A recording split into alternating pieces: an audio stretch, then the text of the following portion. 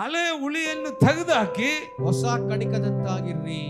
ಯಾಕಂದ್ರೆ ನಮ್ಮ ಪಸ್ಕದ ಯಜ್ಞದ ಕುರಿಯನ್ನು ಕೊಯ್ದಿದ್ದೇವೆ. ಯಾರಂದ್ರೆ ಯೇಸು ಕ್ರಿಸ್ತನೇ.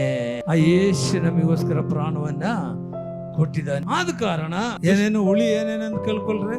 ಏನೇನು ದುರ್ಮಾರ್ಗತ್ವ, ದುಷ್ಟತ್ವ, ಹುಳಿಯನ್ನ ಇಟ್ಟುಕೊಳ್ಳದೆ ಸರಳದೆ ಸತ್ಯದೆ ಎಂಬ ಹುಳಿ ಇಲ್ಲದ ರೊಟ್ಟಿಯನ್ನೇ ತೆಗೆದುಕೊಂಡು ಹಬ್ಬವನ್ನು ಆಚರಿಸೋಣ. ಸ್ವಲ್ಪ ಹುಳಿ ಇದ್ರೆ ಏನಾಗುತ್ತೆ ನಿಮಗೆ ಗೊತ್ತಲ್ಲ ಇಲ್ವಾ? ಹಾಲು ತೆಗೆದ್ಬಿಟ್ಟು ಅದ್ರಾಗ ಒಂದ್ ಸ್ವಲ್ಪ ಹುಳಿ ಹಾಕಿದ್ರೆ ಬೆಳಿಗ್ಗೆ ಹೆಂಗಿರ್ತದ್ರಿ ಅದು. ಅದೇ ರೀತಿಯಲ್ಲೇ ಸಭೆಯಲ್ಲಿ ಕೂಡ ದಯಮಾಡಿ ಹುಳಿ ತಗೊಂಡು ಯಾರು ಇಲ್ಲಿ ಬರಬೇಡ. ಹುಳಿ ತಗೊಂಡು ಯಾರು ಇಲ್ಲಿ ಬರಬೇಡ. ಹುಳಿ ಬಹಳ ಕೆಟ್ಟದು. ಸ್ವಲ್ಪ ಮೊಸರು ಸಿಕ್ಕಿಲ್ಲ ಅಂದ್ರೆ ಸ್ವಲ್ಪ ನಿಂಬೆಹಣ್ಣು ಹಿಂಡಿದ್ರೆ ಸಾಕು. ಹುಳಿ ಬೆಳಿಗ್ಗೆ ಎದ್ದಾಗ ಹಾಲೆಲ್ಲ ಮೊಸರು ಆಗ್ಬಿಡ್ತದೆ, ಹುಳಿ ಆಗ್ಬಿಡ್ತದೆ. ಯಾರು ಹುಳಿ ತಗೊಂಡು ಇಲ್ಲಿ ಸಭೆಯಲ್ಲಿ ಬರಬೇಡ. ಆಮೇಲೆ ಏನೇನು ವಾಕ್ಯ ಕೂಡ ನಾವು ಓದೋಣ. ಇಬ್ರಿಯರು ಬರೆದ ಪತ್ರಿಕೆ 12ನೇ ಅಧ್ಯಾಯ 15ನೇ ವಾಕ್ಯ. ಪರಿಶುದ್ಧತೆ ಇಲ್ಲದೆ ಅವನು ಕರ್ತನನ್ನ ಕಾಣುವುದಿಲ್ಲ. ನಿಮ್ಮಲ್ಲಿ ಯಾವನಾದರೂ ದೇವರ ಕೃಪೆಗೆ ತಪ್ಪಿ ಹಿಂಜರಿಯದಂತೆ ಯಾವ ವಿಷವುಳ್ಳ ಬೇರು ನಿಮ್ಮಲ್ಲಿ ಚಿಗಿರಿ ಅಸಮಾಧಾನವನ್ನ ಹುಟ್ಟಿಸಿ ಸಭೆಯವರನ್ನ ಕೆಡಿಸದಂತೆ ನೋಡ್ಕೊಳ್ರಿ. ಎಂದ ಬೇರ್ರಿ ಅದು? ಎಂದ ಬೇರೆ ಅದು? ವಿಷವುಳ್ಳ ಬೇರು. ವಿಷವುಳ್ಳ ಬೇರು. ಒಂದು ಬೇರಿದ್ರೆ ಸಾಕ್ರೆ ಸಭೆಯೆಲ್ಲ ಕಟ್ಟೋಗುತ್ತೆ. ಒಂದು ಬೇರಿದ್ರೆ ಸಾಕು. ಬೇರಿನ ಸುದ್ದಿ ಗೊತ್ತಲ್ಲ ನಮ್ಗೆ. ಒಂದು ಗಿಡ ಹಾಕಿದ್ರೆ ಬೇರೆ ಎಲ್ಲ ಇರ್ತದೆ, ಎಲ್ಲ ಕಡೆಗೆ ಹರಡು ಬರ್ತದೆ. ವಿಷವುಳ್ಳ ಬೇರು ತಗೊಂಡು ಯಾರು ಇಲ್ಲಿ ಬರಬೇಡ್ರಿ. ವಿಷವುಳ್ಳ ಬೇರು ತಗೊಂಡು ಯಾರು ಬರಬೇಡ್ರಿ. ಏನಾಗುತ್ತೆ ಗೊತ್ತಾ? ಸಭೆಯೆಲ್ಲ ಕೆಟ್ಟೋಗುತ್ತೆ. ದೇವರ ಮಕ್ಕಳೇ, ಬಹಳ ಎಚ್ಚರಿಕೆ ನಾವಿರ್ಬೇಕು. ಈ ಕಾಲದಲ್ಲಿ ಬೇರೇನ್ ಬೇಕಾಗಲ್ಲ. ಮೊಬೈಲ್ ಫೋನ್ ಇದ್ರೆ ಸಾಕು.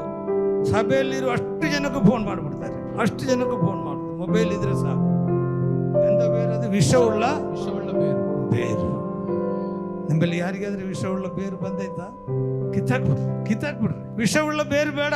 ಏನಾಗುತ್ತೆ ವಿಷವುಳ್ಳ ಬೇರು ಬಂದ್ರೆ? ಸಭೆಯೆಲ್ಲ ಕೆಟ್ಟೋಗುತ್ತೆ.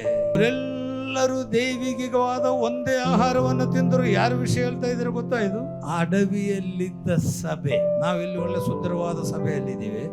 ಅಡವಿಯಲ್ಲಿ ಸಭೆ ಇತ್ತು.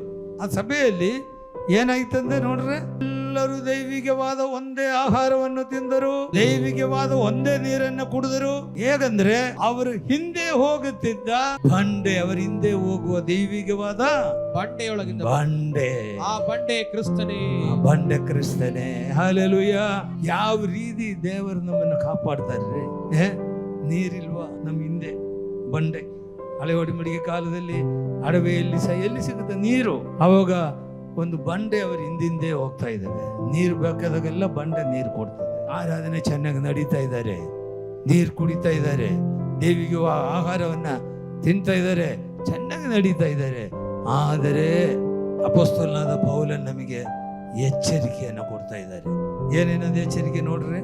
ಆದರೂ ಅವರೊಳಗೆ ಬಹುಮಂದಿಯ ವಿಷಯದಲ್ಲಿ, ಆದರೂ ಅವರೊಳಗಡೆ ಬಹುಮಂದಿ ವಿಷಯದಲ್ಲಿ ದೇವರು ಸಂತೋಷಿಸಲಿಲ್ಲ. ದೇವರು ಸಂತೋಷಿಸಲಿಲ್ಲ. ಯಾಕೆ ಗೊತ್ತಾ? ಕೆಲವು ಕಡೆ ಎಲ್ಲ ವಿಷವುಳ್ಳ ಬೇರೆ ಹರಡ್ಬಿಟ್ಟಿದ್ದೇವೆ, ಕೆಲವು ಕಡೆ ಎಲ್ಲ ಹುಳಿ ಹರಡ್ಬಿಟ್ಟಿದ್ದೇವೆ, ಸ್ವಲ್ಪ ಹುಳಿ. ಅದಕ್ಕೋಸ್ಕರ ದೇವರವರನ್ನ ಅನೇಕರಿಗೆ ಮೆಚ್ಚಲಿಲ್ಲ. ದೇವರ ಮಕ್ಕಳೇ, ಹತ್ರ ನಾವು ಬೇಡ. ನಮಗೆ ಹುಳಿ ಬೇಡ, ವಿಷ ಇರೋ ಬೇರು ಬೇಡ. ನಾವು ಯಥಾರ್ಥವಾಗಿ ಸತ್ಯದಲ್ಲಿ ಆತ್ಮದಲ್ಲಿ ದೇವರನ್ನ ಆರಾಧನೆ ಮಾಡ್ಕೊಳ್ಳೋಣ. ಹಲ್ಲೆಲೂಯಾ.